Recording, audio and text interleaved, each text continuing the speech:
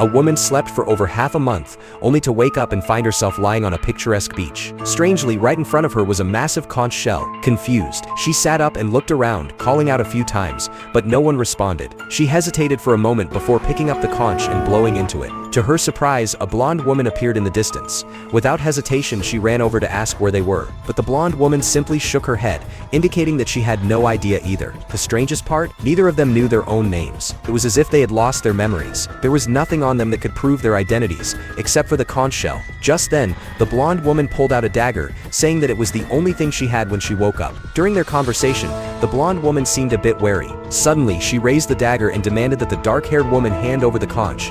What she didn't expect was to be overpowered in the very next second. Realizing she was no match for her opponent, the blonde woman quickly switched to a more cooperative attitude. As they argued, a man suddenly ran toward them from the distance. He told them that there were several other people nearby, just like them, who had woken up on the beach with no memory of who they were. They had all gathered together, making a total of 10 people. None of them knew their names or why they had suddenly appeared here. Some speculated that they might have survived a plane crash or a shipwreck, drifting onto the shore. But strangely, there were no suitcases, wreckage, or bodies floating in the water. Even more bizarre, everyone's clothes looked eerily similar.